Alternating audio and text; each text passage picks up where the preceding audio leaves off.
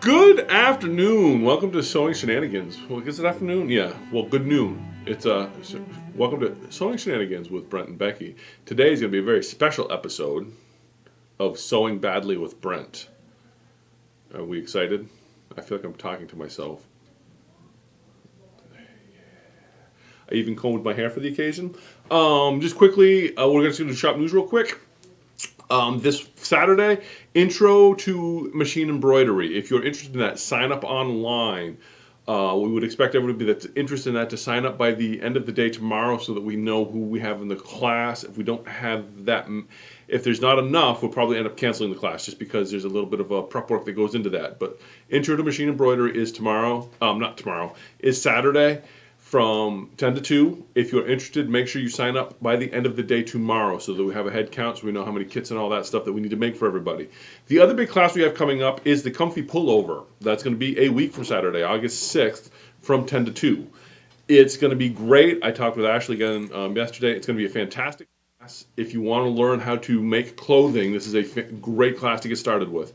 You're going to make a sweatshirt, basically a pullover sweatshirt, and Ashley was telling me because she's going to help you to help kind of make it's not coming from a pattern, it's going to kind of make your own pattern almost. It seems like she's got a pattern to work off of, but she recommends if you have a favorite sweatshirt to bring that to the class and she will help you make another one just like it.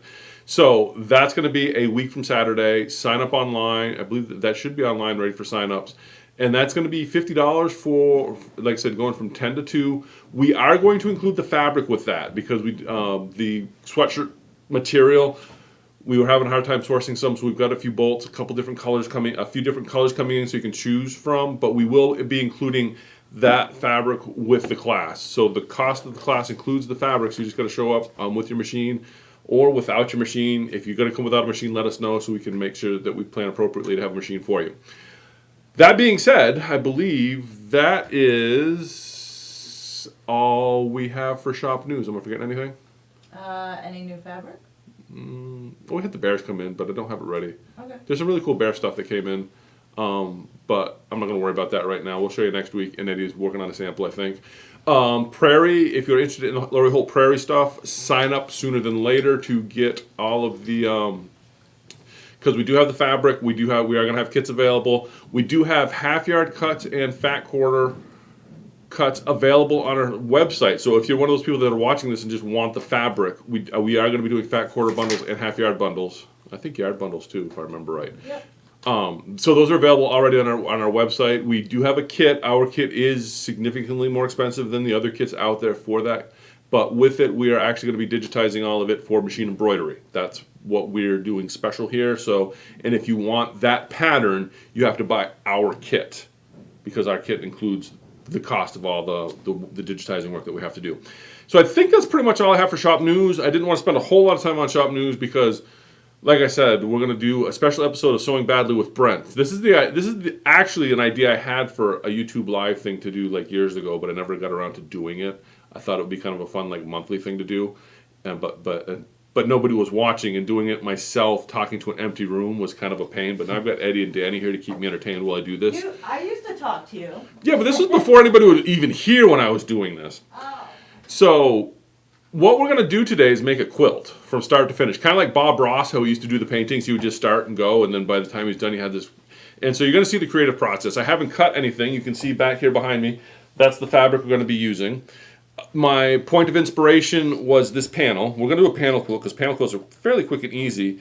And the other thing is I usually don't do a pattern for a panel quilt just because we're not... so this is going to be the inspiration piece that we're starting with. And I chose this panel and the fabric that we'll be using simply because we have a lot of all of it. So if you really like how this goes together and you want to make one, buy the fabric and watch the video and you can make your own. But it's going to be fairly quick. We're just going to make a quick panel quilt. I've got an idea in my head where we're going. It's going to kind of take shape as we go so you can kind of see the creative process.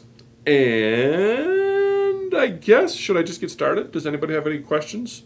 Did I forget anything, Danny, about... No? I don't think so. Eddie, anything you want to throw in here before I start making a mess? And the best thing about this is I don't have Becky here to tell me how awful this is going, which is why it's called Sewing Badly with Brent. You're going to see when I do bad things, I'll be sure to let you know what I'm doing wrong. So if you're watching this to learn how to quilt, you'll know what not to do. Things to keep in mind. Everything we're going to do today, all you need is a rotary cutter. And like I always said, there's only 2 other rulers that I use for 90% of my quilts. This is a 8.5 by 24 inch ruler. You could do a 6.5 by 24 inch. I like 8.5 by 24 inch, but I find that the 24 inch by whatever is a great ruler for a kind of a good catch-all ruler for what we're doing. And then the other thing that we're going to need is my handy dandy favorite, easy angle. You could probably do today's project with a 4.5, but because I'm not really sure what exactly I'm doing, I'm going to use a 6.5 just in case I wish I had a 6.5 instead of a 4.5. So definitely an easy angle. That's pretty much all we need for tools. Rotary cutter, ruler, easy angle. I have my cutting board set up. I have a wool pressing mat set up. There's some fabric. There's a panel. I have a sewing machine. You're going to watch the magic happen in real time. Feel free to comment and tell me how awful this is or what you think as we do this, and I'll kind of walk through the steps so you can see how it is we do a quilt. With a little bit of luck, fingers crossed, in an hour I'll have a quilt made. If not, hopefully it's at least close enough you can see the quilt, or we might go over a little bit. But let's get started. And we are not sponsored by McDonald's, but the cups make great water cups. All right, so first thing we want to do is we've got this panel. Now, this panel, one of the problems we have is that this panel, the portions are kind of funky. If you'll notice, it goes crosswise instead of most of the time it goes this way. And that presents a problem because the proportions of my quilt are going to be off a little bit because I like my quilts to be longer than they are wider. So the first thing I'm going to do, anytime I do a panel, I'm going to sew something to the top and bottom to kind of fix that. So I'm going to actually trim my panel. I'm just going to trim this bottom edge off. But what I'm going to do, because you'll notice it has this nice kind of, this interesting kind of border print, I'm going to try and save that for the most part because you know what? Why not leave it in our quilt? And our seams are going to be 1/4 inch. So all I'm going to do, of course, I got the ruler. Okay. That's worn off. It's worn off, but I can see it. So all I'm going to do is I'm actually going to, can you do an overhead shot, Eddie, so I can show this? What I'm going to do is I'm cutting this border off, but I'm leaving a 1/4 inch of it on because that's where my seam allowance is going to be, so that I'm not going to take the 1/4 inch out of this actual border. I'm going to get my 1/4 inch out of this little bit of whiteness here. So all I'm going to do first thing is I'm just going to line up my ruler at the 1/4 inch on that line there. And it's not going to be perfect, but like I said, the whole idea with this is to teach you how to. I'm good, Danny. This is bedded on there. I did put a new blade in, so that's kind of nice. Nice. So all I'm doing is I'm just lining up. You can go to the other screen now if you want. I just wanted to show people the 1/4 inch thing.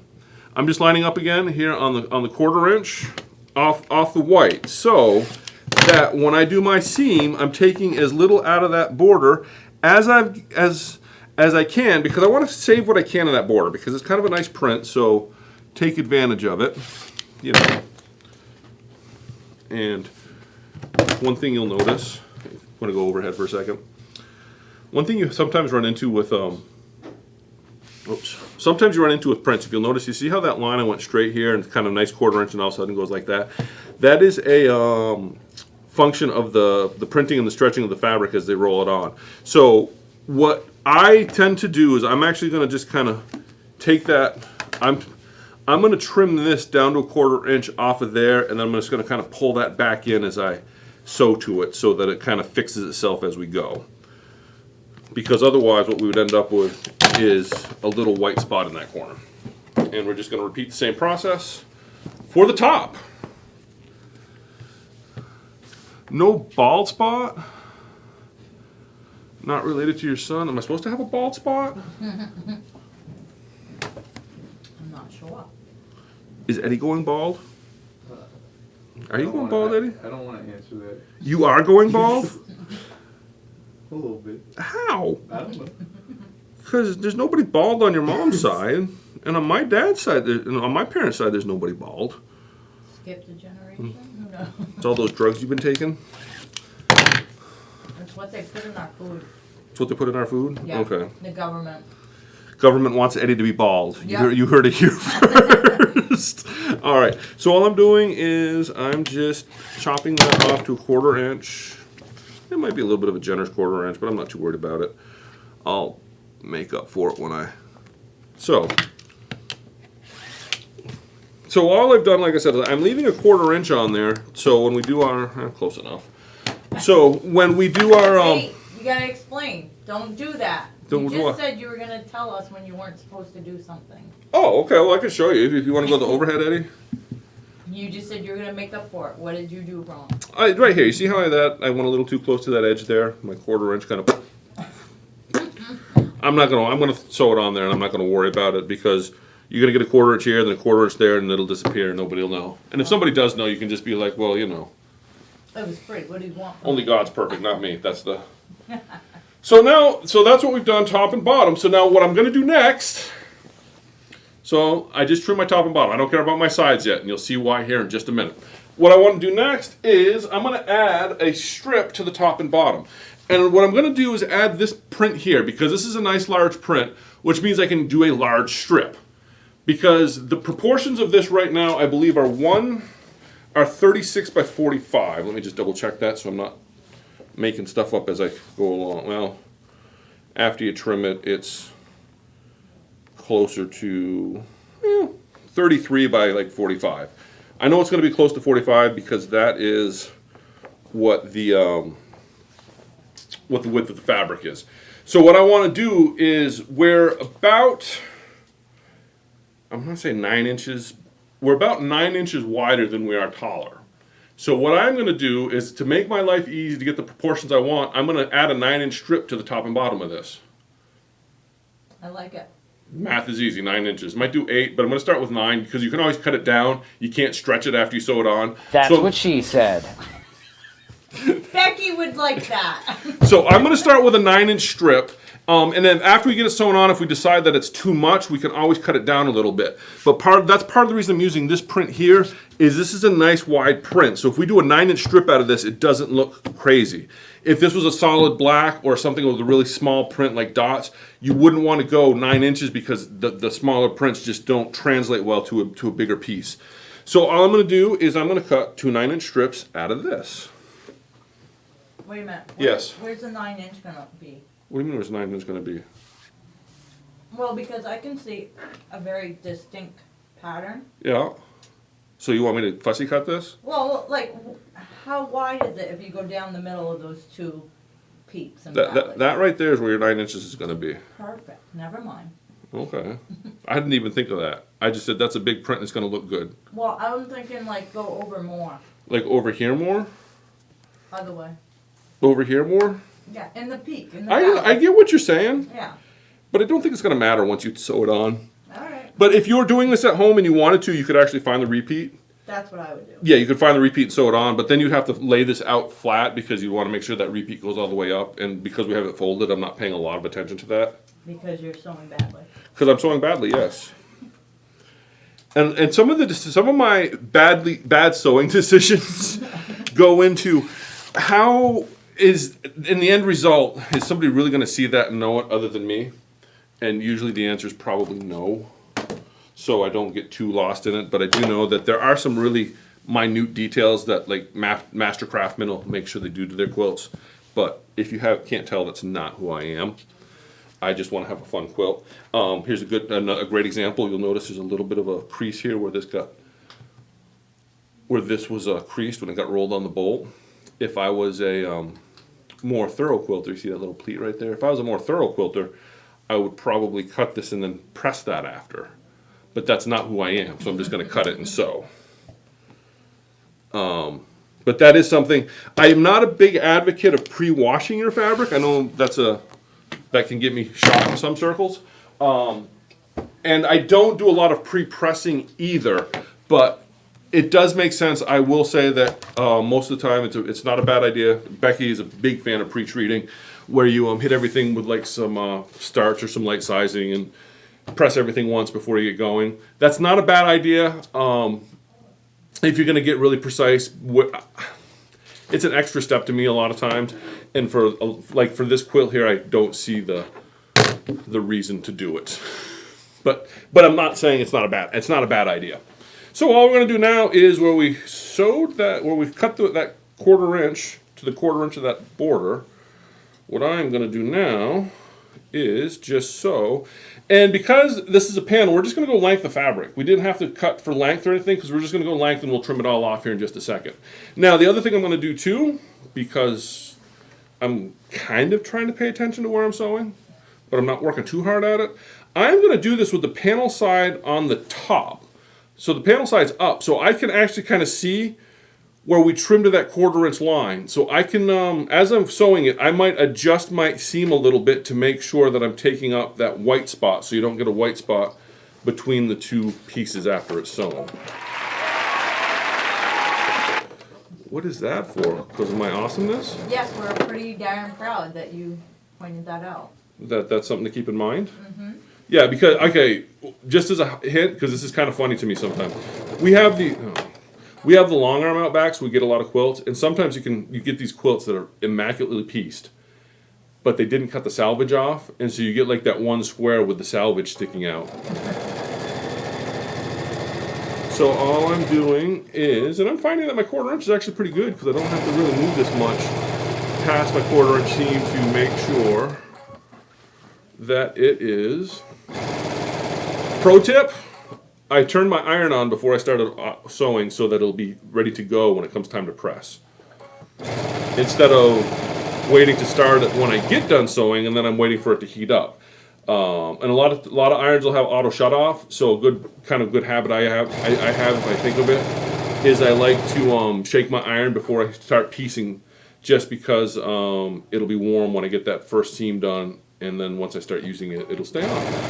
Now you can see that I am cheating way over because on this particular portion of that trimming job that you all got to watch, I'm noticing that I didn't quite trim. I went probably closer to 3/8 than 1/4. So as a result, I am cheating and taking a little bit more than my aforementioned 1/4 inch. But because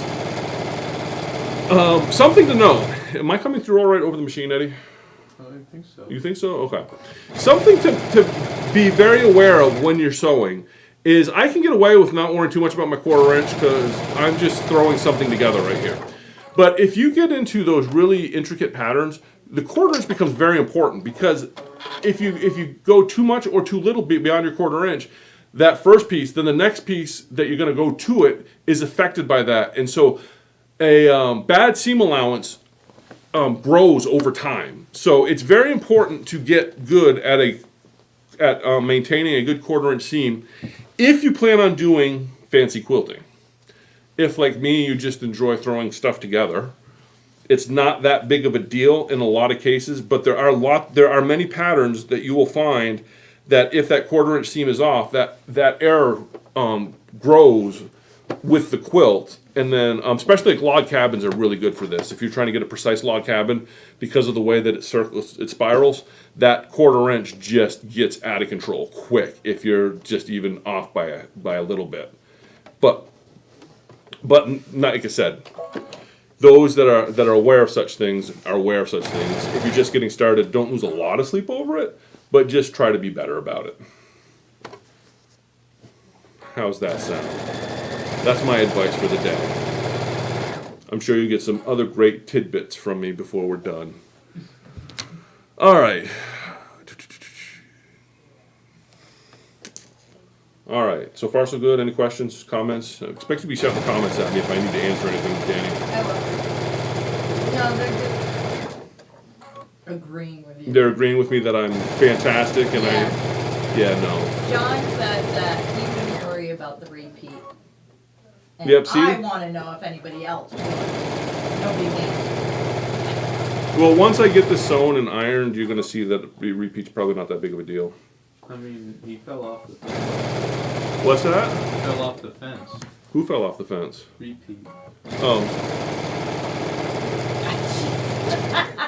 Took me a minute on that one.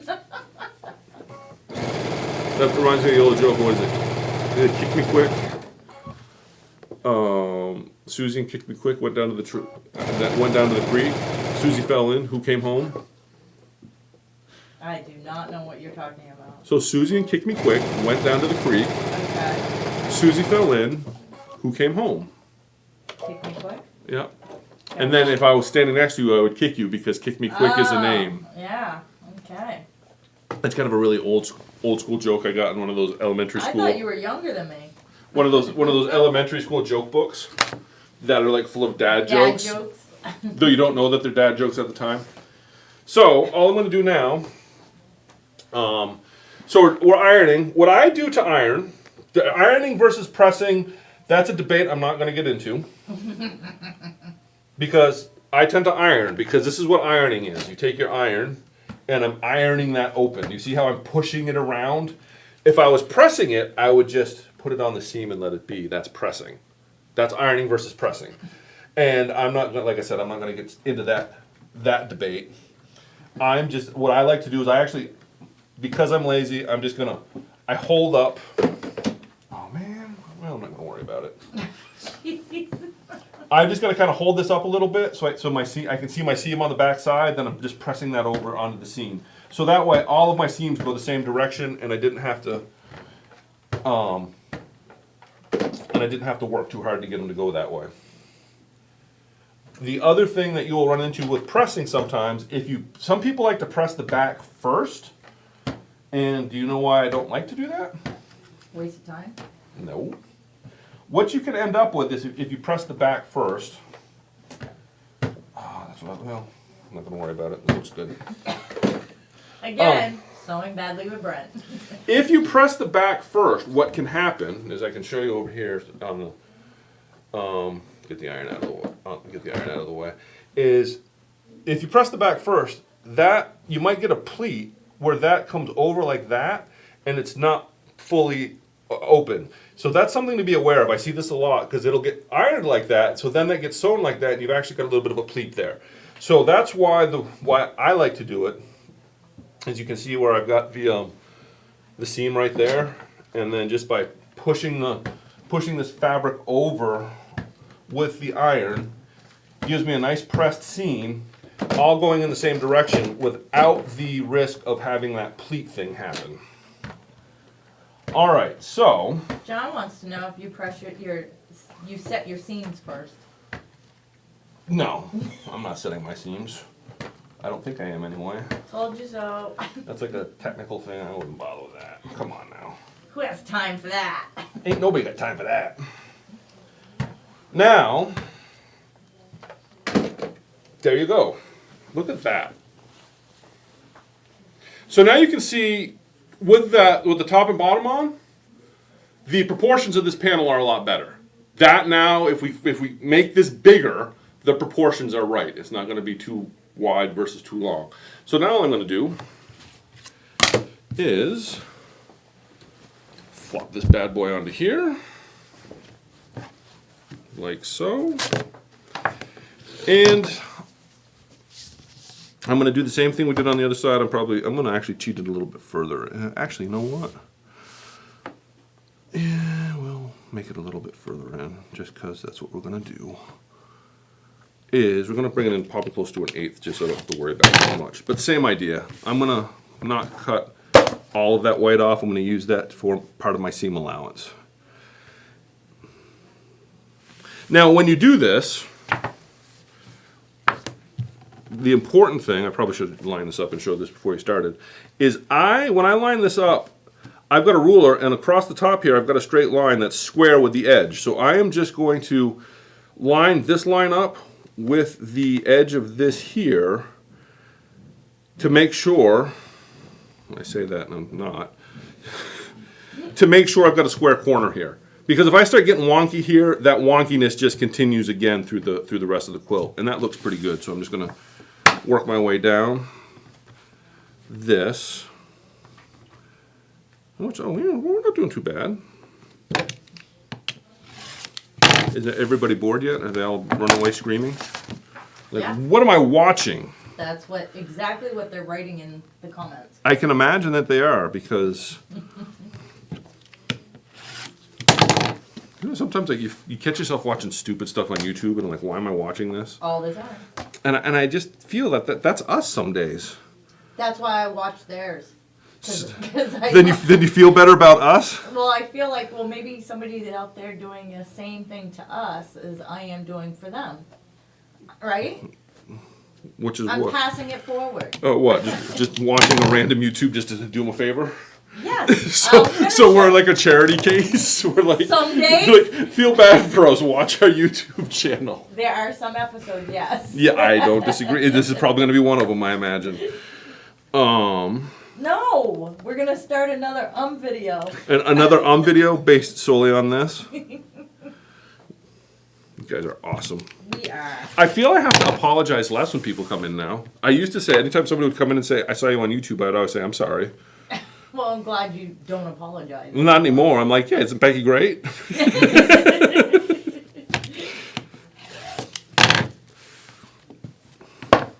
And like I said, I'm just leaving a little bit of that, about 1/8 of an inch of that salvage, just so that it comes into our seam allowance, so we can get more of this, of the border off the panel. But I don't want, and see, I kind of screwed this up because I lined up my seam allowance with here.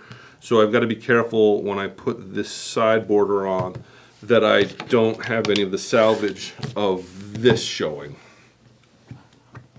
Do you see how that works out? Nobody cares yet anymore. Okay, so that's all trimmed up. And if you'll notice, I haven't measured anything yet except 9-inch strips, because that's how this is going to be. Not going to be a lot of measuring. It's going to be like happy little trees, little happy trees here, little cloud there. And you can see if you'd fussy cut the strips to line them up, that might look a little different, top and bottom. Or I could have flipped them around. I don't know. But I like the way it's coming out, so I'm going to keep going. All right.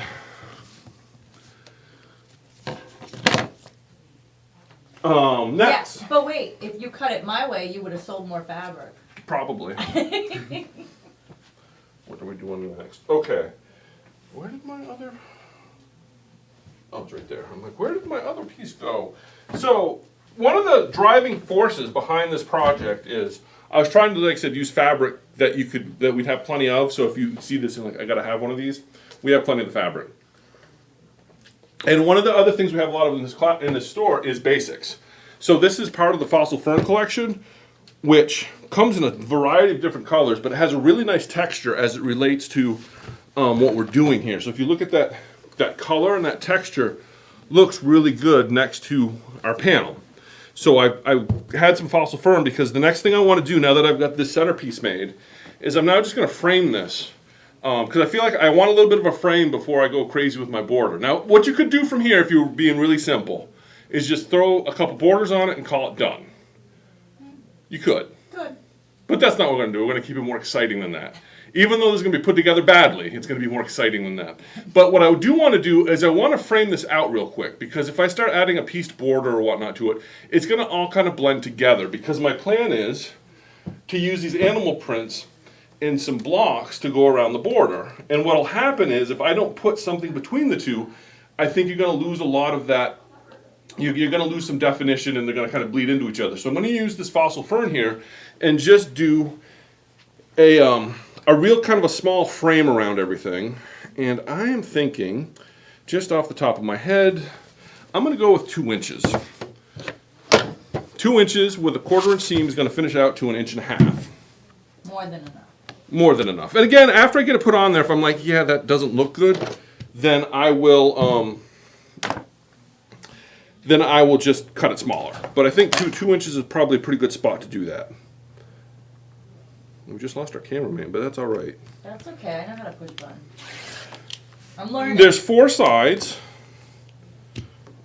But what I'm going to do is but one of the things we're going to have to do is, my suspicion is, 1 strip is not going to be long enough for that first side. And how do we know this? We just lay it out and find out. But according to the math that I did, it shouldn't be even close to long enough, which it's not going to. So we're going to have to piece the sides. So what we're going to do is cut 6 strips altogether. I think 6 strips should be plenty to do all 4 sides.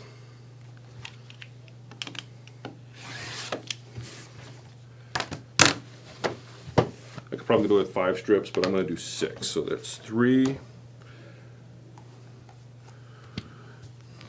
See, I thought I was going to cut everything ahead of time, but I was like, no, you don't want to see the magic in action. So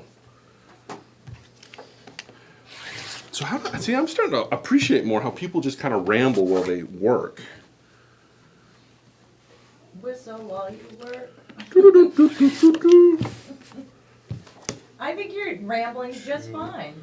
3, 4, 1, 2, 3, 4, 5 fell on the ground, and I told you we needed 6. And if you're keeping track of yardage, the panel is 1. Then we did 2 9-inch strips. What's 2 times 9? 18. What is 18? Half a yard. Half a yard. So we have half a yard for the first border, and then we just cut 6 times 2 is 12. So we're up to a 1/3 yard for the accent. Now we're going to be cutting more of this, but I'm just kind of keeping track of this for you. If it's something that you're going to, if you're actually paying attention and think you're going to make a quilt similar to this, which I apologize in advance if you are. Stop it. The other thing I always do whenever I cut strips is after I get the strips cut, one of the first things I always do is I cut the salvage off. Now, I will oftentimes cut the salvage off first before I strip it if I have my yardage pre-cut. Because you don't want to piece something together and have that salvage piece sticking out. And I'm just doing multiple layers, so there's that. All right. Now the other thing we're going to do real quick, because we have to piece these, one of the things that I like to do is I like to piece on a 45. Because what you're going to find is that if we piece these to just butt end them together, I don't know if that's the correct term for sewing, but that's what they would call it if you were splicing wires. That would be a butt connection. I actually just did that the other day. I butted my ruler up to Yeah. the other. So a lot of times to piece it, you just sew these together and call it good. The reason I don't like to do that is the straight line is a lot more jarring when you're looking at it. If you sew a straight line, then that straight seam is like, oop, there it is on the corner. I like to piece any of my borders. I like to piece usually at a 45, just so it breaks that line up a little bit, so so it doesn't jump out as much at you. And all I'm doing is putting those 2 pieces perpendicular. This is where the magic of the easy angle comes in. I'm going to line that up. It says 2 and 2, and I'm just going to chop that off. Good point, Jean. What's that? She says it's also less bulk. Yes, on bindings you definitely want to piece at a 45 because you get less bulk as you start to fold stuff over. On your border, it's not as important for the bulk factor, but there is an aesthetic thing to it that I like, which is why I tend to do it. That's the pivot function, how that just came up, because I'm doing now what they call chain stitching, where I'm going to leave chain piecing, whatever. Yeah, because chain stitching is a different thing altogether. Chain piecing. So what that is, what I'm going to do is I'm just going to leave that in there while I get the next piece. If I was smart, I'd have this all ready ahead of time and just start feeding them through. But I'm going to leave that one on there while I get this one cut and to send it through. And make sure that's heating up. All right, we're making pretty decent time. Yeah, we are. Yeah, I know, but I think we're going to be close to an hour and a half. So if y'all log off at like an hour in, I understand. But we're probably going to be close to an hour and a half to get this whole thing done. Or at least to the point where you're like, oh, I see a quilt. Or I see what he's going for. Or, where you can see the vision that I have for this fabric. Because if I don't finish it today, right now, You'll never. it probably will never get done. So what's nice about the pivot function is that just comes right up. This is one of those functions, like power windows in your car, that once you get a machine that does it, see how that just came up and I didn't have to touch anything? With needle down. With the needle down. That is a fantastic function if you're going to do a lot of chain piecing. But I only need to do those 2 pieces and I'm going to stop. But once you get used to that, you really can't go back to something else. It's very hard. And that's why we all like the 1350. The BQ 1350 that Brother makes is the least expensive machine that has that function, which is why it's so popular. Now all I'm going to do is I'm actually going to press these seams open. You could probably go one side or the other, but because they're pieced on a diagonal, I'm just going to lay this down, use my fat little fingers to open the seam, and knock it down. That's all I'm going to do there. I'm sure we could get deeper into why we do things the way we do, but that works for me. And I'm just going to do the same thing on here. Now, what I typically, so I'm now, there's 4 sides, but I'm only doing these 2 pieces to do my 2, to do the left and the right side. I'm not going to do the top and bottom because I'm not going to do top and bottom because I'm going to take what's left over from this to sew to this so that my top and bottom pieces are long enough. If I was actually measuring and paying attention, I could probably figure out what that is ahead of time and get all my border pieces actually made before I sew them on. But in this case, I'm not. So I'm just going to do same thing I did last time. I'm going to do it with the panel side up again, just because of how we cut that, cut the salvage to leave that 1/4 inch. So I want to make sure that I can see that as I'm going. The other thing I'm going to do too is I'm not going to line this straight up with that. I'm going to leave a little bit extra because I'm just going to trim that anyway. So I like to leave myself a little extra for when I trim it. And so that's going to go there. And we're just going to... While you're sewing, Yeah. why don't you ramble about our next class? Which next class is that? The Intro to Machine Embroidery? That's what we're doing?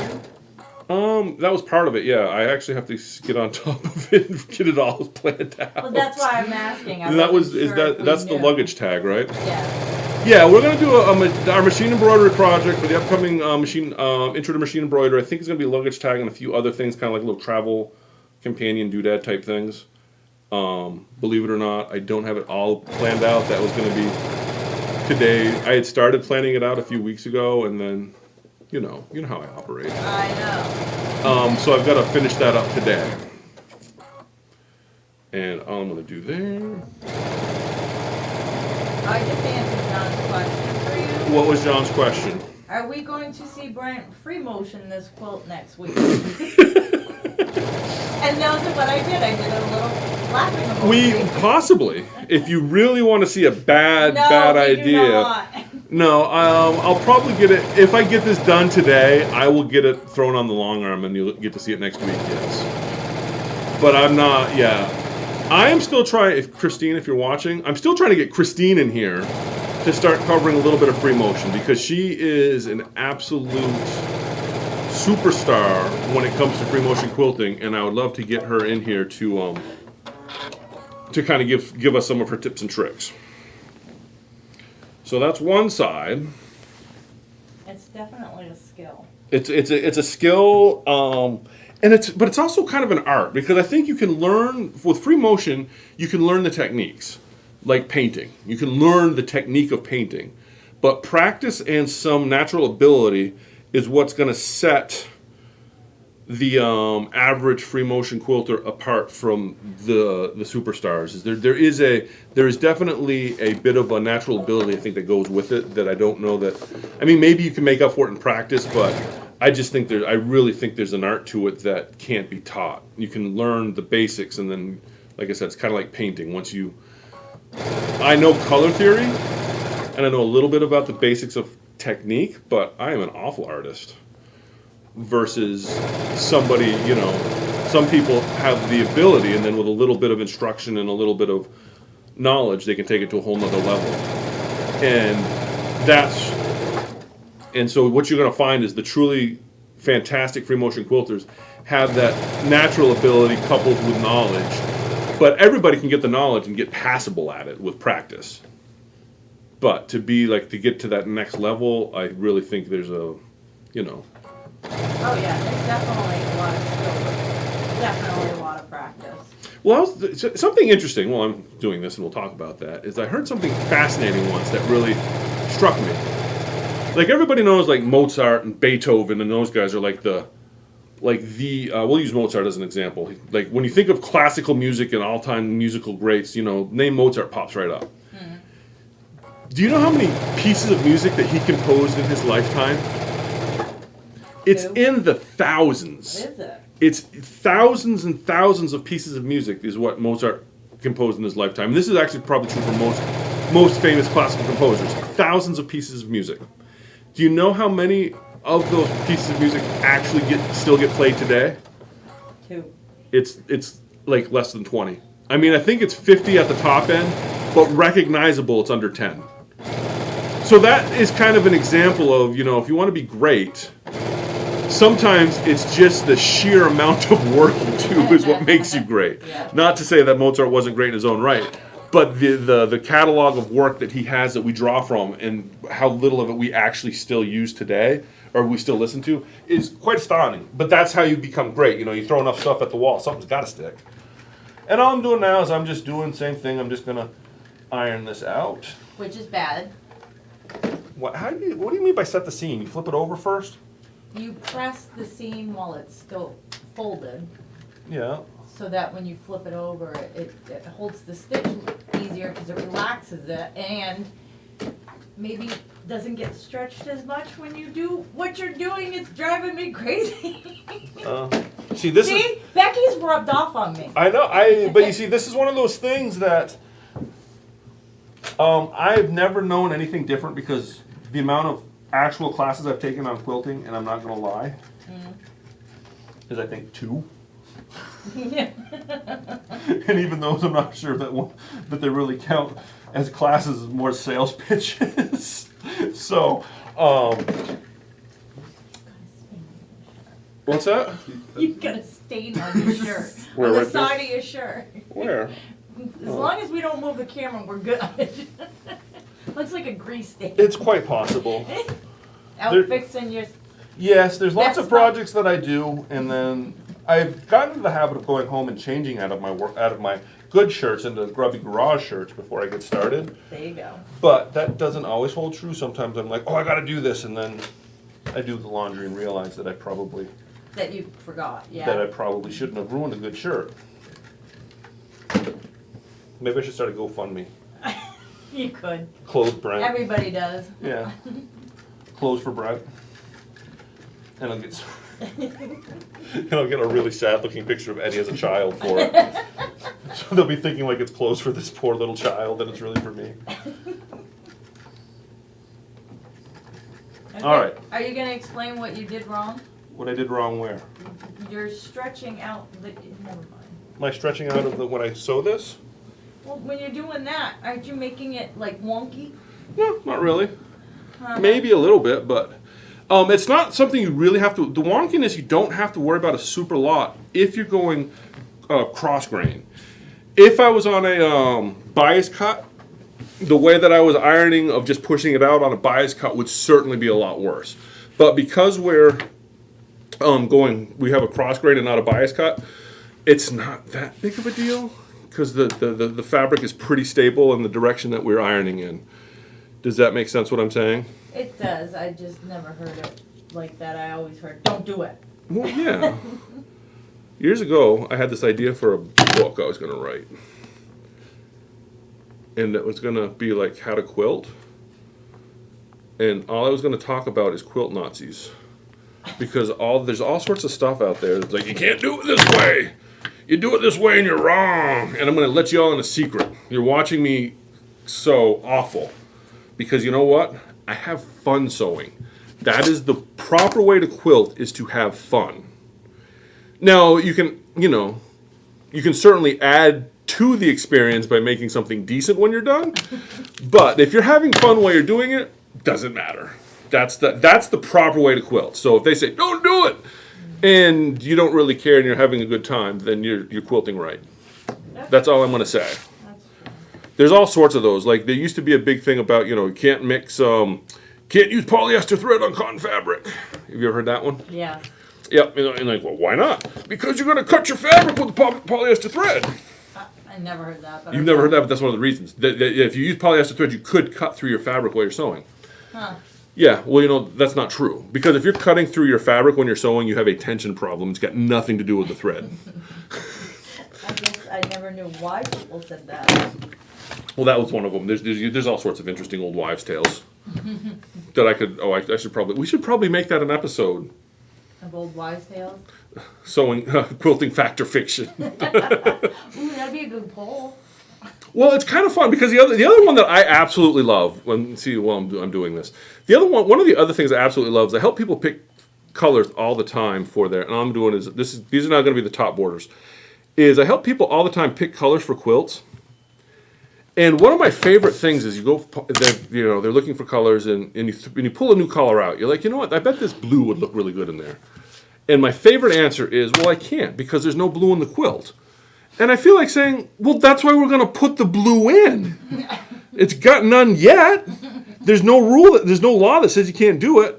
And I see that a lot like with borders. People are always afraid to put a new color in the borders. But why? Why worry about it? It's your quilt. If you like it and it's going to look good, there's no law against it. There's no universal law of quilting that says, well, you can only have, you can't add colors in the border, or better have the same colors that are in your main print. No, if it looks good, go with it. There's no real wrong way to quilt, despite whatever. Now, there's best practices. I'll admit that.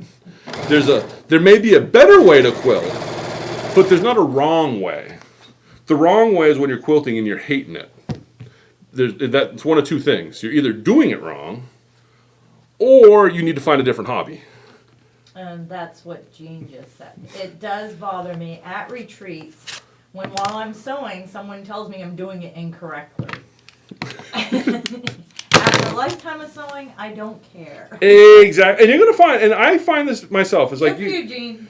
Yeah, and that's a good point, because one of the things I find, as you're all watching me do this, I'm sure there's some people, probably not now on the live, but I'm sure there's people going to watch this in the future and be like, what the hell am I sitting through? And they're gonna pull their hair out, everything I'm doing wrong. We're all doing that right now. Yeah, and honestly, there's a lot of stuff that I do wrong, and I know that. But it's not important enough for me to fix it. Now, as I get older and the more of this I do, there are some things that I do differently because I like the results better by doing it the proper way.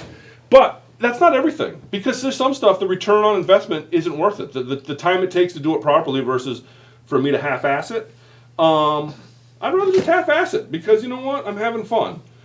And there's other things that I would rather do right because I know that I will like the end result better if I take the time to do it right.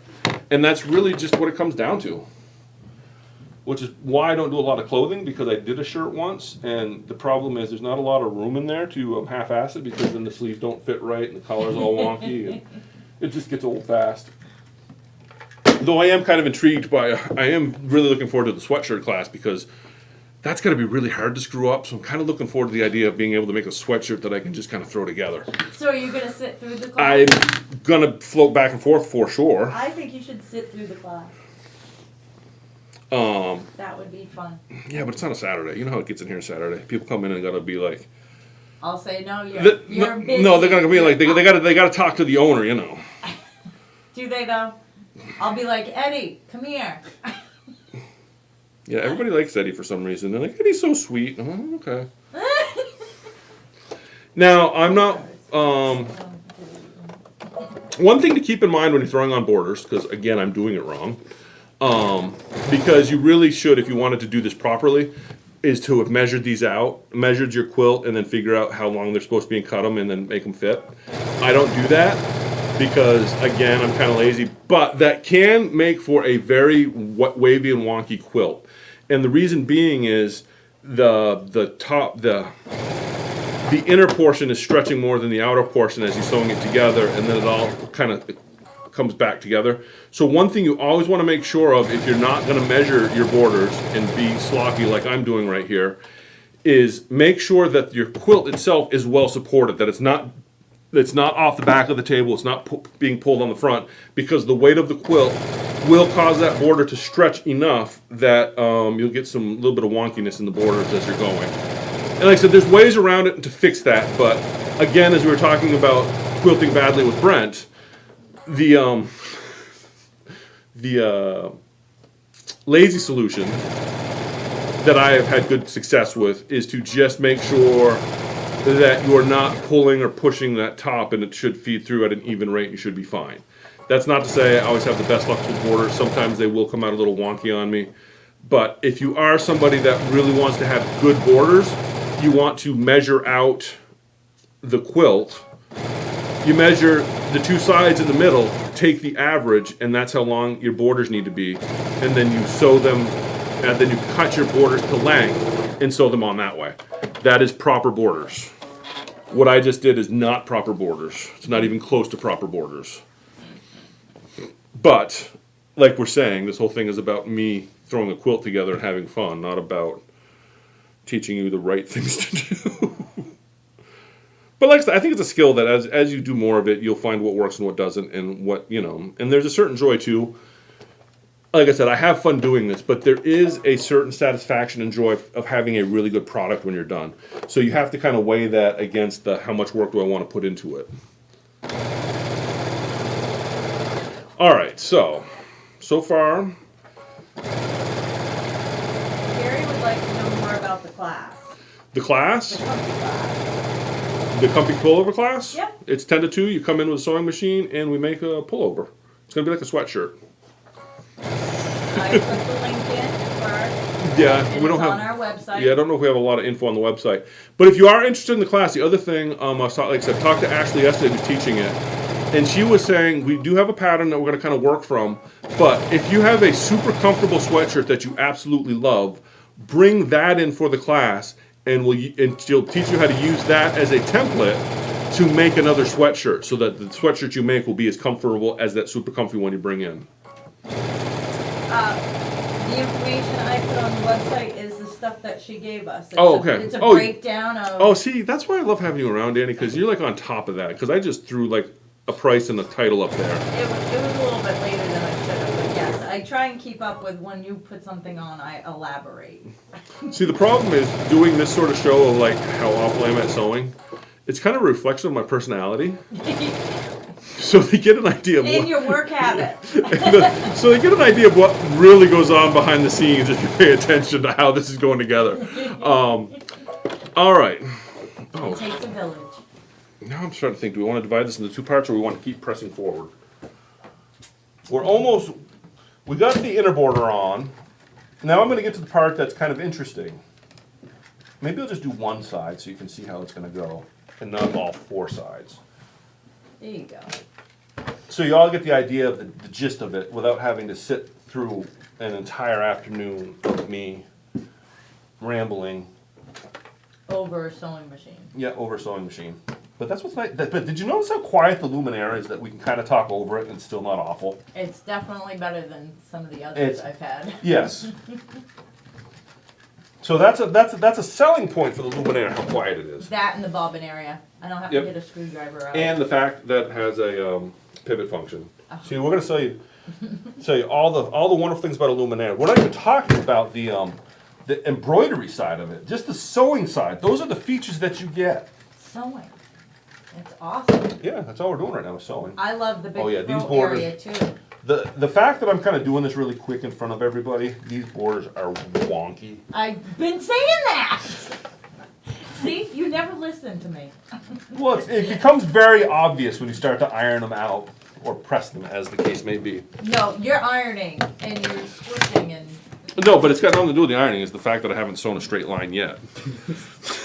my was trying to help. my I was seams are trying. all over the world, all over the place. I hope Becky doesn't watch this. And all I'm doing when I square this up again, I am just kind of lining this up there, kind of lining that up with there, and I kind of get the same thing on the inner border. That's just to make sure I've got square corners. And I'm just going to go get those corners done. So, like I said, most of the time when you do a panel, you just throw a couple borders on it and call it good. But I was like, no, people want something a little more fancy than that.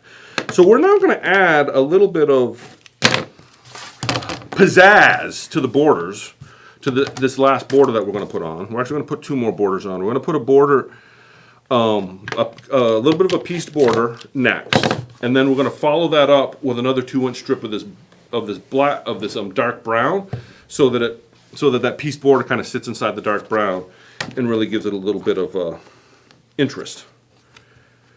And as I'm cutting this, I'm rethinking of how I was going to do it. We'll see how I feel about it. All right. So, what do we got so far?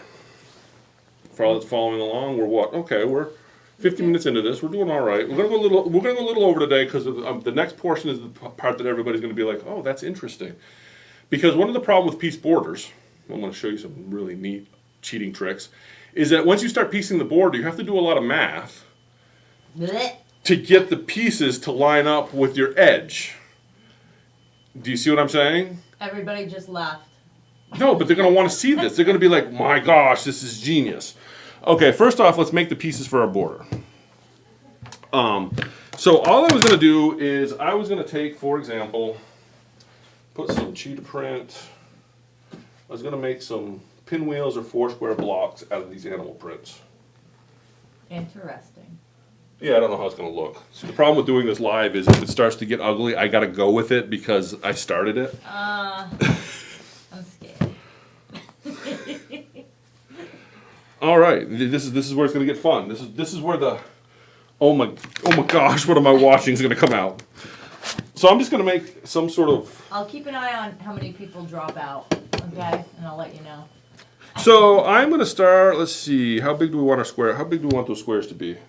Those are 2, 6. Wouldn't you start with math about how tall you're?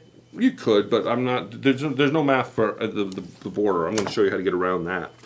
I'm just trying to figure out how big I want these to be. And I'm going to go 6.5. 6.5 sounds like it'll be good. Sounds great. And all I'm going to do is cut a 6.5-inch strip. For the magic that we're going to do is a 6.5-inch strip. We'll just do one to start. And 6.5 on that one. That'll look good enough. Like I said, we're doing this live. Some of these decisions I might have second guessed as I was making it because I'm like, oh, that's going to be awful. But what's that? Oh yeah. But because we're doing it live, you get to watch the train wreck happen in real time. So we're going to cut this one at 6.5. And then I'm trying to decide, do I want to do pinwheels or 4 patches? What? Nothing. Okay, I will. Jean says math is her favorite part, and then she proceeds to say, I wouldn't leave now just in case Brent got depressed. Thank you, Jean. Your support is why I get up and do this. Like I said, I had the idea for this a long time ago, but I was like, I don't know if I could sustain this, and I don't know that people would want to tune in for an hour every week or hour and a half to watch me make a mess. Well, Deanna's on, and she says that she was late, but she's going to rewatch the earlier version that she missed. All right. Everybody loves us. That's fantastic. So now what I'm doing is I'm taking these 6.5-inch strips, if you're watching, as we ramble, and I'm cutting them into 6.5-inch squares. Now this trick I'm about to show you works awesome for layer cakes. But because we don't have layer cakes, I'm doing 6.5 because I don't have to do 10.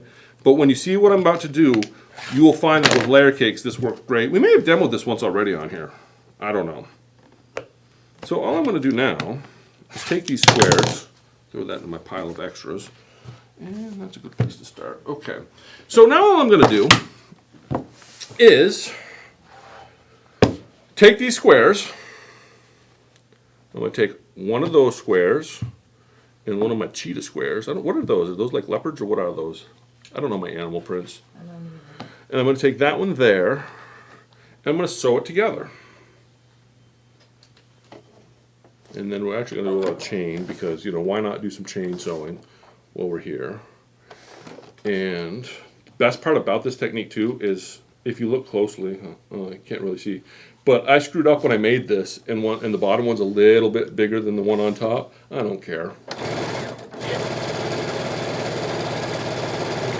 What are you laughing at? This is the reality. I know. This is like real quilting. This isn't theoretical quilting. This is how people actually quilt. I just rewatched one of your older videos, Sewing Badly with Brent. That was the name of the series. Yep. This is going to go in that series, I think. Because I would submit, this is how 90% of most people sew, is the mess I'm making right here. All I'm doing right now is I'm just going to... Probably. You think it's that high? Maybe not quite that high. But I think everybody was at this point at some point before they realized that maybe I should be a little bit more of a craftsman and not so much of a hack. A cheetah quilt. Who came up with that one? Gene. That's a good one. I'm just chaining these through. See, even Gene says John would have a hard time something like you right now. Yeah, well, what you'll actually find, this is very interesting if you look at, men tend to be much more precise when it comes to quilting. Yeah. They tend to be more like an engineer, like they want everything lined up perfectly, like their cutting is always perfect, and it's a very interesting difference in right brain versus left brain people, and men versus women. I mean, I'm stereotyping, and I know I'm not allowed to do that anymore, but I think our demographic, I'm safe to make You're those. fine. I think I'm safe to make those assumptions in the target I'm hoping demographic. So. Gonna get a YouTube strike. Shut We're up. not monetized yet, so we're good. Okay. So, so all I'm going to do now is I just chain those through, but you know what I'm going to do? I'm going to keep sewing these sides on. So I'm going to so I just sewed one side on there. I'm just going to turn it around, sew the other side. Now, are you gonna sew the whole thing or just the two sides? I'm going to sew the whole thing. So you have to sew all the way around. Yeah, so I'm going to sew all the way around. And this is how I do a lot of this. You'll see I'm just going to sit here and just work my way through all of these pieces. And if you're looking closely as you watch on the television, you might see how awful that 1/4 inch actually is. That's just the nature of the beast that I'm working with right now.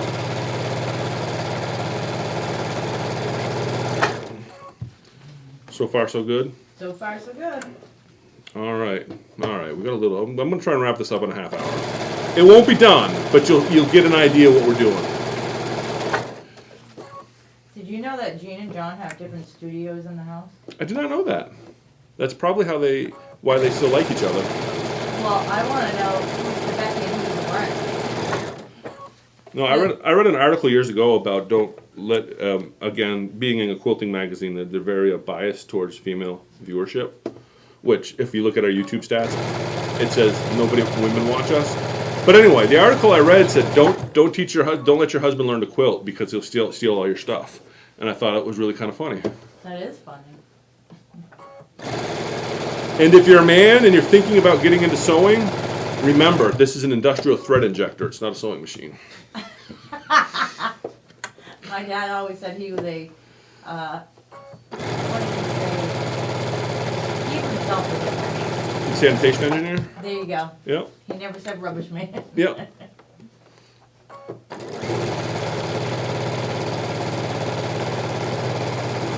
All right, we're gonna do all of these, or maybe we'll just keep going. All right, we're gonna skip forward a little bit because we don't need to sew all of these to show what I'm gonna do next. We'll start with 2, and we'll set the rest of these aside. Gene sews like you. John sews like Becky. See, and neither way is wrong. No, it's as not. long as you're having fun and you're happy doing it. What? My husband taught me how to use my first sewing machine. I was scared of the foot pedal. That's awesome. I hope I'm saying her name. Kiya. I'm waiting for her to start typing in all caps. No, you said it wrong. Yeah, I'm so sorry if I butchered it. I'm horrible with names. All right, so all we did is we took these, and I'm just going to start here. Wait, I'm gonna Gene need a couple wants to know more. What foot you're using? I'm just using a 1/4 inch foot. Oh, thank you. Yeah, everything. Yes, I did. Wait, I butchered it. I'm so sorry. That's the 1/4 inch of the foot? Yeah. The guide? Yeah, 1/4 inch guide, but if you're looking at my seams, you're probably thinking it's not much of a 1/4 inch foot. That's probably why she asked. That's my suspicion. Oh, I did say it right. Oh, thank goodness. Oh, good.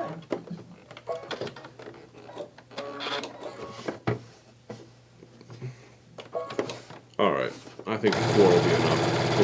Wait, hold on. Oh my goodness, what are we doing? I have to make enough so I can show people what's going on. I can't do just one block. If He's yours. You can have a I'm making an entire border. I gotta have enough blocks for it.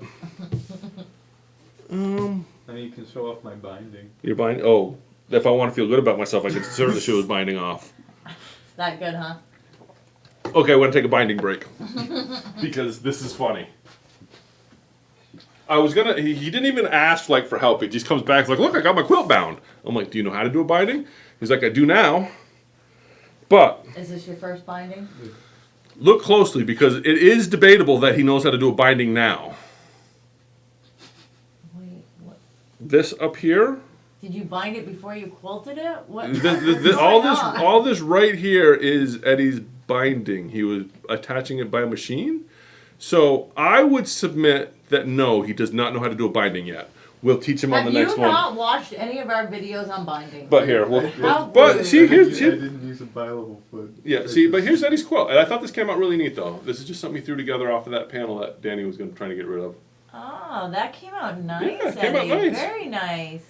Yep. And Another panel idea. And Yep. And for all you ladies that are watching, Eddie's single. Woo! Woo-wee.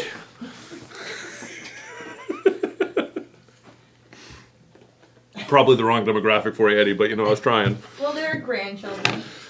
I wouldn't mind the sugar mom. Okay, heard it here first. Sugar mama That's for what Eddie. she said. All right, so all I'm going to do now, are we doing 4 patches or do we want to do pinwheels? Pinwheel. Pinwheels, okay, Yeah. we'll do pinwheels. All I'm going to do now is I sold all 4 sides of these. You guys got to watch that painful experience as I was doing it. And all I'm going to do now is I'm going to take one of these and I'm going to line up on my seam lines where they intersect at the 2 corners and chop it just like that. Boom. Ba-boom. Now, if you're really good, you can like keep it all together and do that, but I find it easier just to then go like this and find my 45 mark on here. If you had a rotating mat. I'm rotating mat. But the other thing you can do is just line up straight across the bottom here and go through the top there on the corner. That's all you're trying to do. I know. What's that? She wants to know why you're still on. Because I'm ill prepared, or just so awful. All right, so that's all we're going to do there. Now, the reason this works so good for layer cakes is because you get 4 of the same half square triangles when you're done. And let me just, so if you have, so in a layer cake, you get a bunch of different prints. So it's very hard to get some structure to the quilt because you've got like 40 different prints. But you can get these pinwheels very easily because you just need 2 squares. As long as the 2 squares you start with are the same, and well, they're going to be the same because they're, you know, the prints that you start with, you get 4 pieces out of it to make a pinwheel with the 2 fabrics you started with. So far, so good. Questions, comments, concerns? No, well, actually, Jean wants to know why you're not using your easy angle. Because I don't need to. Isn't there a 45 on that? There's a 45. We could have done that, I suppose. Here, I'll use it right now. Well, Ready? you were just bragging about how much you love. I do for other things. Right tool for the job. See here, I'll use it here. Not that you need an easy angle for this. And I'm just cutting off the dog ears. This is one of those things that I have learned that even though I'm lazy and normally when I started out my quilting career, I never would have bothered with this because I'm like, it's just an extra step. But I have learned that extra step gives me better results that I'm happier with. So therefore, it's worth my time to cut off my dog ears. And you can see just how wonky these pieces are, how wonky this pinwheel is going to be. Oh, it's going to be glorious. Yeah, because didn't you have pressed that before you started trimming? I did press them all, just not very good. Okay. Was it cold? What's that? It might have been. No, it was warm. It's kind of flat. So now all I'm going to do is make a pinwheel. Pinwheel. Oh, that's how we do a pinwheel. So we're just going to take those 4 pieces that we got out of one and... Oh, we could do that. That looks kind of fun too. What do you think? Should we do that or should we go with a pinwheel? Yeah. Oh, you guys aren't very helpful. No opinions? Pinwheel. Just pinwheel. That's what we want. Right? I'm having a brain I fart. know, right? You can't, can you? It's those colors you picked. Oh, there we go. That one's got to be changed there. And then if we go there. How's that look? John started a new hashtag for you. What's it called? So awful quilting with Brent. So there you go. I'll own it. awful. I'll own that. So, as in. Yeah. Okay. Yes, I had Too many what? too many spots. It's hard. And I screwed up. If I had been smart, I would have pressed that seam in the same direction on all cases. but on one of these I pressed it in the wrong direction, so I'm just, no, actually I did press them all in the right direction. Good for me.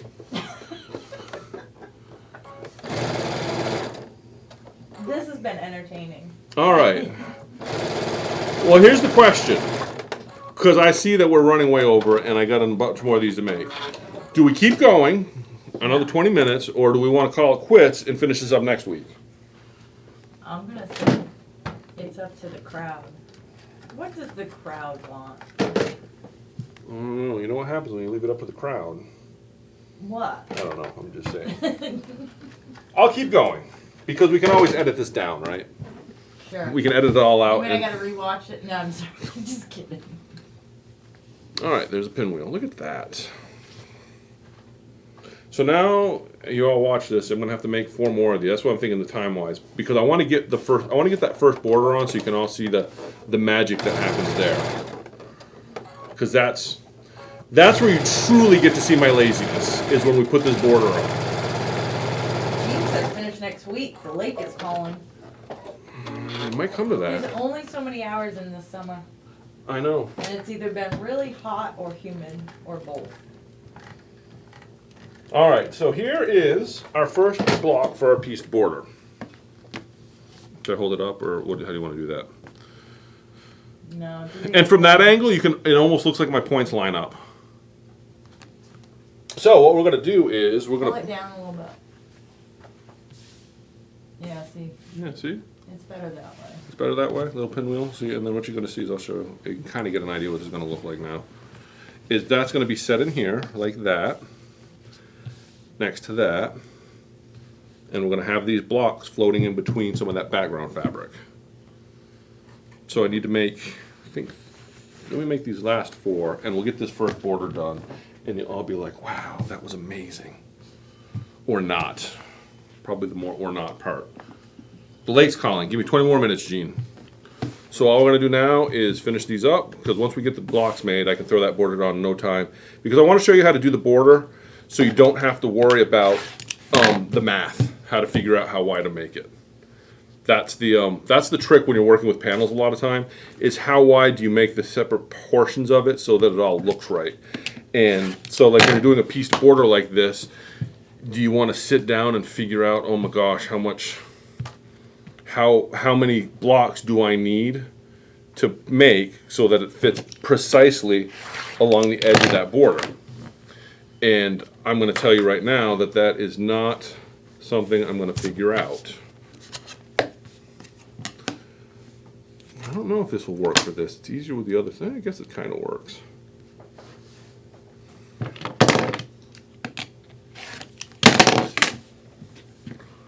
I like working with smaller rulers versus. Oh yeah, you know, if I was actually gonna do this, not made for TV, I would probably have a couple more rulers, you know, smaller rulers. I just wanted y'all to see that you don't necessarily need all of the extra gadgets and doodads. That everything here is being made with just these 2 rulers and this rotary cutter, because you don't need to get into all the other stuff. Oh, I know, but I have a really nice ruler collection. Oh, yeah, no, I'm not saying no. It's like anything, you know. Having the right tool for the job makes a big difference. But if you are just getting started or you're thinking you want to get into it, you don't need a lot of stuff to make a quilt. Like I said, you could probably do it with just the straight edge over here. But I do recommend an easy angle just because they're very useful. You know what? I'm going to show you. I'm going to sew really bad. We're not going to cut the dog ears off of this just out of the interest of time. Excellent. Let's see how bad that comes You're going to see how awful it comes out, and you're going to say, as awful as Brent sews, I can see why he likes to cut the dog ears off.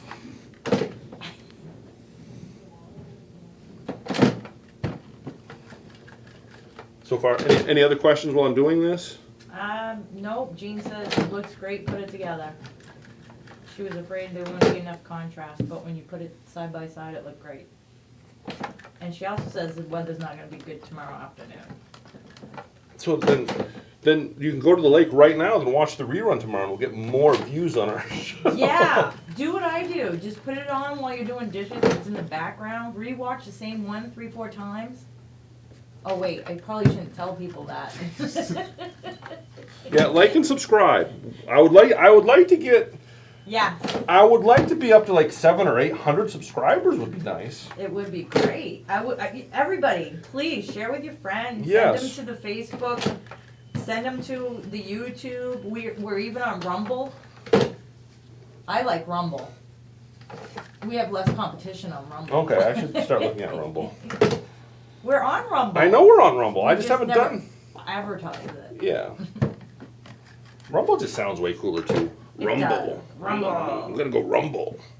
The way he's rushing, definitely getting his cardio in. What's that? Is that what you're laughing about? What was? Carrie says the way you're rushing, definitely getting in your cardio. All right, so let's just lay these bad boys out. Same here, Kaya. My What? friends are here at the store. They're the only ones that sew with me. But I still push it on Facebook. I still put our videos like, go watch us on YouTube. Go on, yeah. Okay, so I fell down. Okay, I fell down the Reddit hole Ooh. because I was like doing my research on how to market crap, and they're like, "Well, get in user groups on Reddit." Reddit is fantastic when it comes to like quilting and sewing. Really? Some of the stuff I'm running into, well, because it's a different demographic. Because it's not. It's a much younger crowd, so the questions are, some of them are kind of funny to me. But some of the stuff they're doing is pretty cool. But it's a different type of person that goes on Reddit. I mean, okay. So now that I've got them laid, see, I like to lay them out before I start sewing to make sure that I'm going to sew everything correctly. Because it's very easy when you start doing this sort of thing to, see, the reason I like to cut the dog ears off, if you look, is they get caught under your 1/4 inch seam and they give a little too much bulk to the edge there. But that's all right. It's not the end of the world. Let me see, and if we sew these all the same way.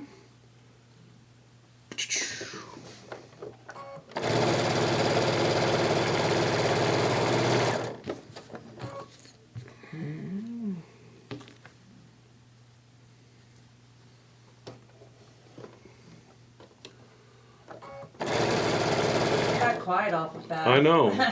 It's that, what's the science behind that? Is what, every 7 to 8 minutes there's a long conversation? Did you know that there's like an actual... No, when my son and I we've discussed this, like we'll be in the middle of a conversation. When we start talking about kids and dogs, it's time to go. Oh, why? That means we're out of things to talk about. But those are probably the most interesting things to talk They about. are for me.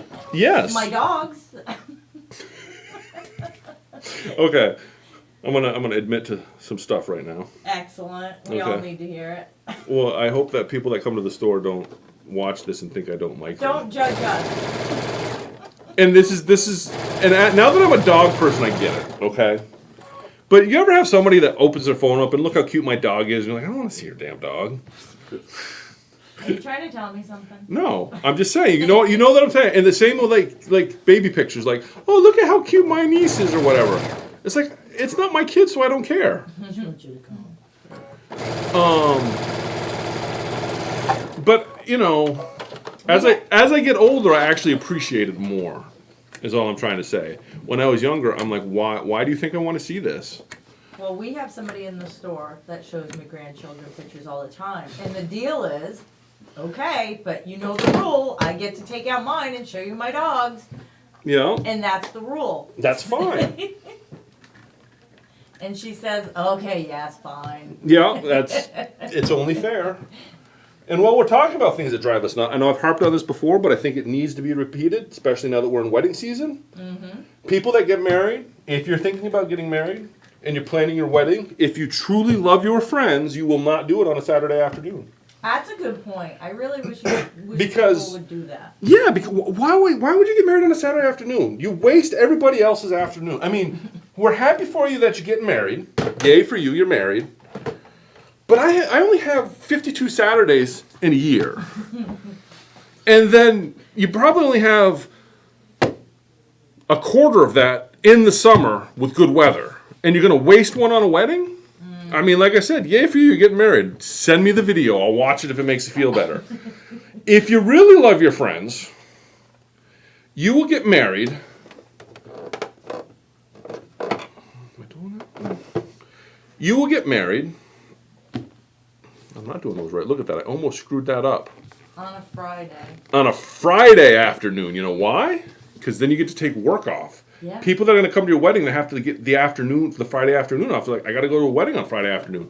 So they get like an extra long weekend because they're taking, they might go to work Friday morning and they get Friday afternoon off.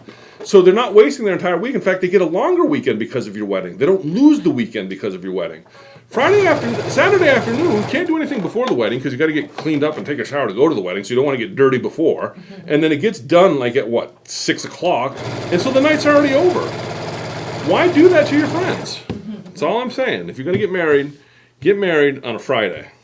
Jean says on a Wednesday. I say any holiday. Wednesday's not a holiday? Yes, because their anniversary for them will always be a Yeah, but that's not fair to the rest of us because then we got to waste a holiday to go to your wedding. Not necessarily. Just don't go. Yeah, but you go because you feel obligated. You can't just not go to a wedding that you're invited to. I mean, you know that you're only invited. Really? Yeah. They only want my present. I know. We all know that's true, but at the same time, there's that weird social need to go to the wedding. Kaya, you sound like my soulmate. I What- swear. what does she say? Said, no friends, no wedding, more sewing time. Exactly. But if you stick to my plan, you wouldn't have friends because they'd stop inviting. Oh, you're not going to come to my wedding anyway. But the fact that you make quilts means you're everybody's friend because they want that quilt for their wedding. Yep. Or baby shower. Yep. Or whatever. Or whatever. And don't do it. Don't make that mistake and make the first one because everybody's going to expect it after that. I got 3 baby quilts. I never made a baby quilt, and now I have to make 3. That's crazy. We all know how you feel about your baby. Your granddaughter's coming. Let's your not grandkid. talk about it on TV. On air because it would make really good television. No, it would not. All right, so here we go. We've got 4 pinwheels. And what I'm going to do now is, we know, let me just measure these real quick and get an idea how wide they are. Because we have no idea what our mat looks like at this point. So all I'm going to do now is throw these bad boys on my cutting mat and see that, well, we'll call them 8 inches. 8 inches sound about right? Yep, 2 of them are close enough to 8 inches. That's what she said. Close enough. 8 inches, that's close enough. So all we're going to do is we cut the first strips at 2 inches. So I'm going to take, so we have so we're going to need 3 8-inch strips. You'll see the method to the madness here in just a second. So we're just going to take these leftovers that we had from the first strip. We might have to cut more, but I'm just going to cut. I think I got enough to get this portion done. And 8 inches. Remember that number. That number is going to be important here in a minute. What? Nothing. You don't think it's going to be important? You're going to see. You're going to be like, oh yeah, 8 inches.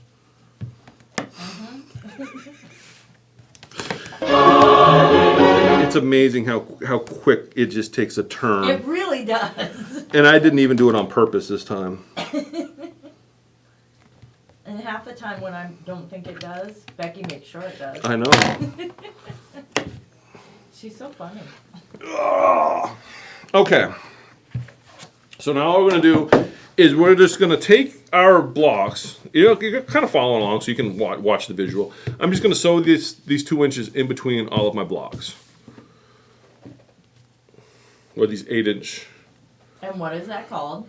This is a very good question because we covered this last week, if I do recall. Mm-hmm. We talked about sashing versus border. Because we're going to be between the blocks.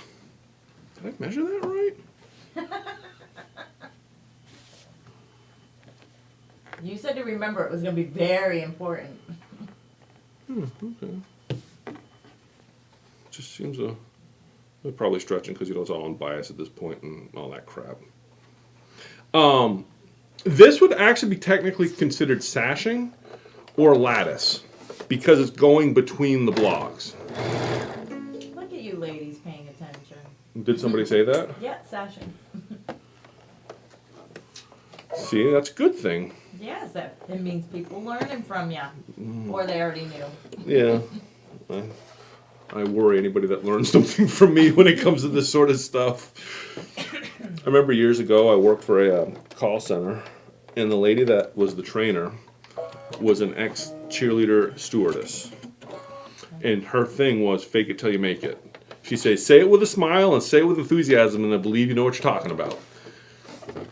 This was in a call center for a bank. And I always thought that was great advice in life. You know, say it with enthusiasm and like you know what you're talking about, and you know what? It gets you by. And that's how I learned to quilt. I've been faking it till I make it here for so long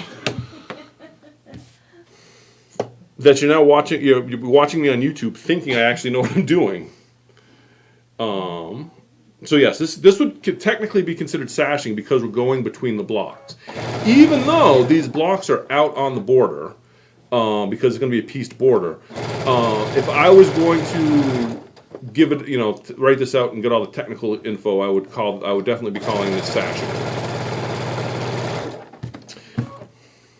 And I know that they're going in between them all, so I'm just going to kind of sew them to one side of each of these, and you'll all kind of see how this works in just a minute.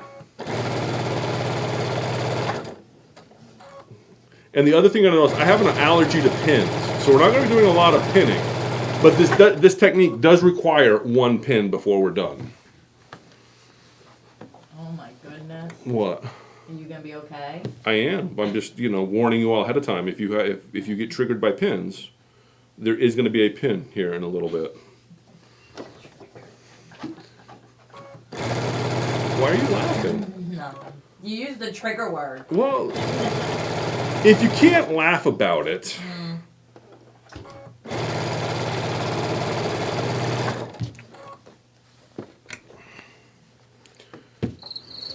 Yeah. I've been waiting. You're waiting? And everybody's still like, what are we watching? Sashing in the board. Okay. We're almost there, I promise. I promise, we're almost there. The part I wanted to show, see, I thought about pre-staging a lot of this, but I was like, no. It's more fun to see the process play out. Because I could have had all those borders and stuff put on before we started. But then what you wouldn't have... Or at least cut. Well, no. Or at least, you know. Yeah, I could have, but then they would have lost all that great information that you learned from watching me sew the borders together. If indeed it could be argued that was great information. All right. Are you all paying attention? You see how this is coming out? You all excited about my border? I'm actually very interested on how this is all gonna... How it's going to look? Yeah. I want to see the math part. There is no math. I told you that. I thought you said there was math involved. No, I told you we're taking the math out of it. There can be a little bit of math. I'm going to show you a little bit of math just in case you know, if you want to save fabric. But the only reason for the math is so you don't use as much fabric. All right, so look at this. Look at our border. Look at that. Isn't that weird? Looks kind of funny on television. All right, let me just iron that real quick, and then you're going to see some of the magic happen. Now, what was the number we were supposed to remember on our width? 8. 8 is correct. So what we're going to do next is we are going to take this.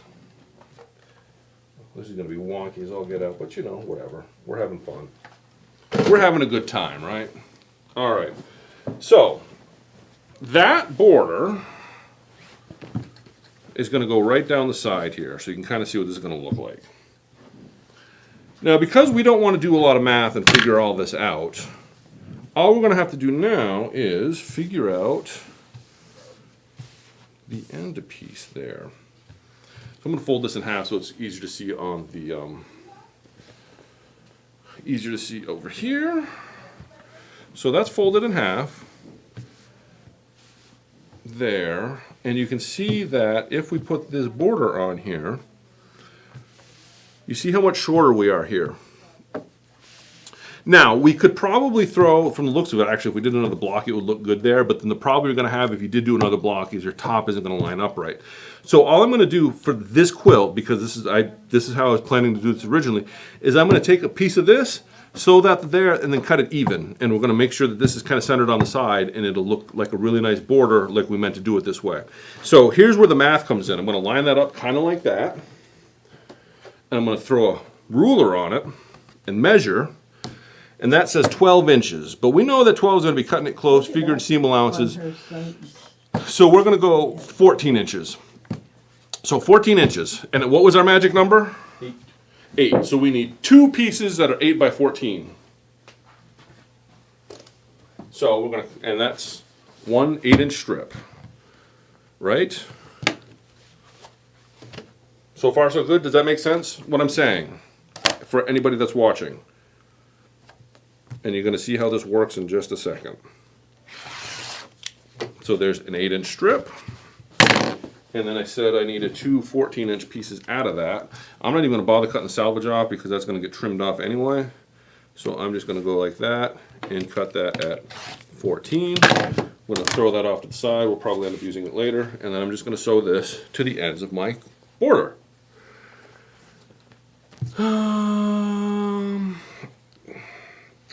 So far so good. Is everybody bored yet?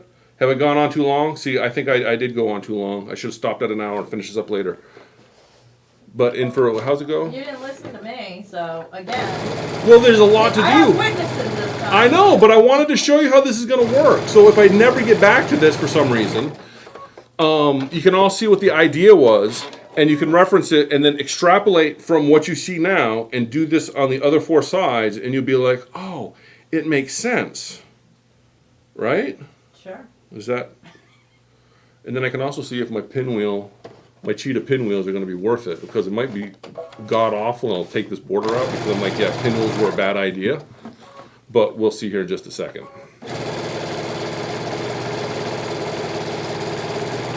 All right. That 9.5-inch ruler is very versatile. Yes, it is.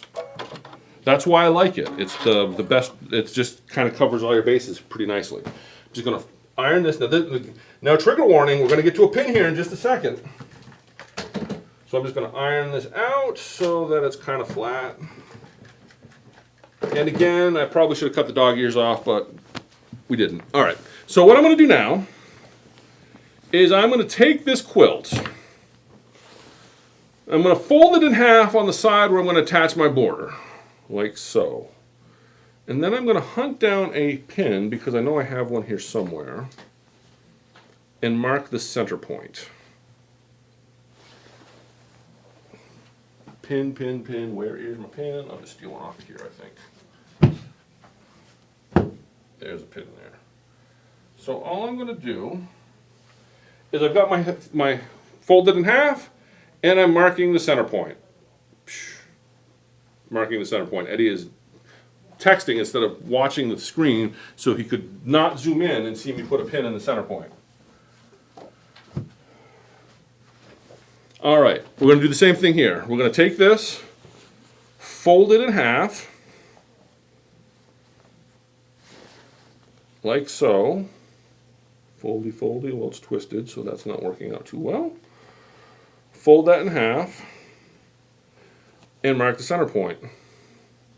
And it's kind of a sad center point because, oh, there we go, okay. So we fold it in half, we're going to take a pin, mark the center points, right? So far so good. Then we take the other center point that we just marked over here. 2 pins, not just 1, 2. I'm sure there's lots of people that aren't happy about that. And all I'm going to do is line these 2 pins up like that. See, I got them lined up. Can you see on there? The 2 pins are lined up. And all I'm going to do now, because that's the center point of both my edges, I'm just going to start in that center point with those 2 pins lined up and sew in one direction or the other. Doesn't matter which direction, just pick a direction and go. If you're really a persnickety person, you could actually pin everything and then sew one line later. But we have all established that that is not me. So I'm just going to start sewing down. And I'm just going to sew it right off the edge of the quilt.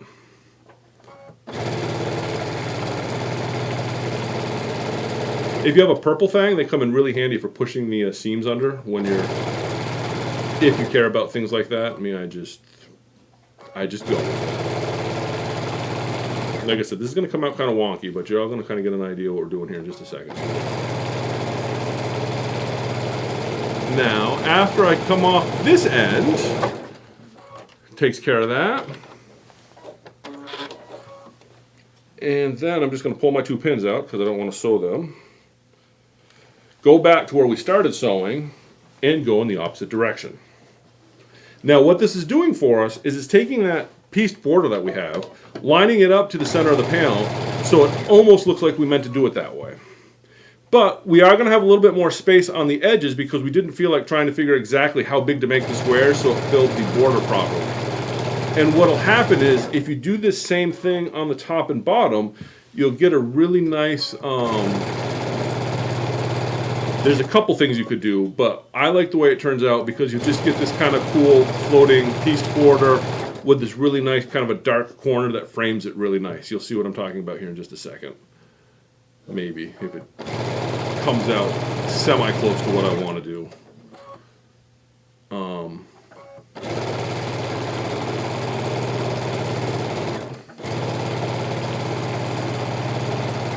you're gonna cut some of it off though, right? Yeah.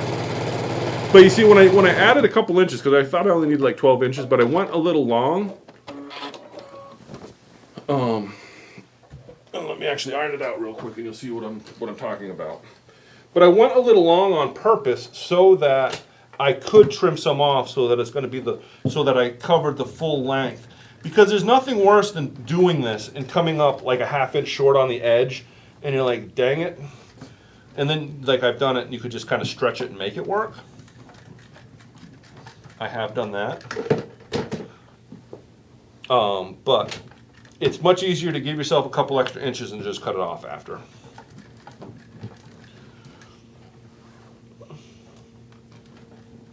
And my ultimate plan is after I get the other 3 sides done, let me just get this out, and we're going to call this quits here today because I think we got to the point where you can all see how the rest of this goes together. Because we're just going to repeat the same pinwheel process. We're going to,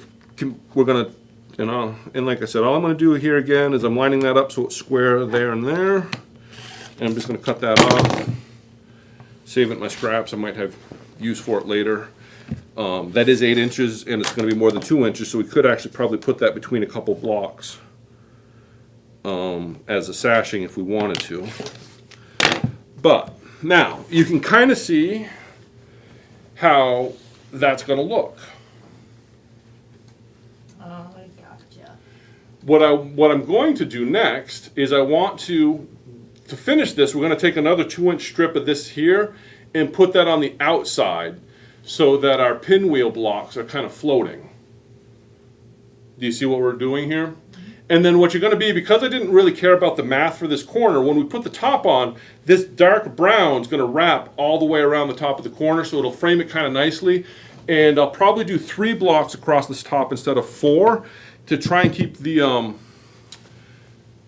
okay.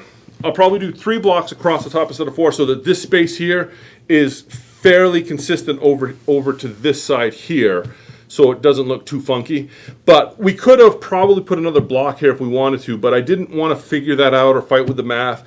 We're just going to go with that, and then we're going to have that same portion across the top here, so you have this nice looking corner, and you have these pieced borders, and that's what we're going to do. And then, like I said, we're going to do a final outer border is going to be of this black again, so that these pinwheels kind of float in the border. But that was the general idea. Like I said, I've gone way over. And if we were going to finish it, I'd probably need another couple hours. But you can get the concept of what we just did there and how there was no math involved to get that border. The way you're avoiding your math is just, estimating the length of this piece here, that filler strip, so that you can adjust that so you're not, you don't have to have a perfect amount. The other place you can also adjust that if you want is we could have made these filler strips a little bit bigger if we wanted to flush that out if we wanted to get a little bit more even spacing. But I really did feel like I said I didn't want to do a lot of math. I just wanted to kind of throw it together. And that's the trick to it. You don't have to do math. You just get it where it looks good. Then you lay out your filler strips, and then you pin in the middle, and so in either direction. Then you get a nice, you get a nice looking pieced border without a whole lot of without driving yourself nuts trying to figure out exactly how big to make it.